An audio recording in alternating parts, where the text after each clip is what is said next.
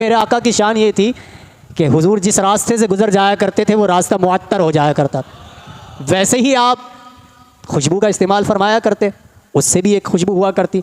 लेकिन मेरे आका में अज़ खुद तबई एतबार से भी आपके पसीने मुबारक में भी खुशबू थी। सुभान अल्लाह। उनकी महक ने दिल के गुंचे खिला दिए हैं, जिस राह चल दिए हैं कूचे बसा दिए हैं। उठी चार सू रहमतों की घटाएं, मुअत्तर मुअत्तर है सारी फ़ज़ाएं। आज भी मदीना मुअत्तर है, मुअत्तर मुअत्तर है सारी फ़ज़ाएं, है सारी फ़ज़ाएं।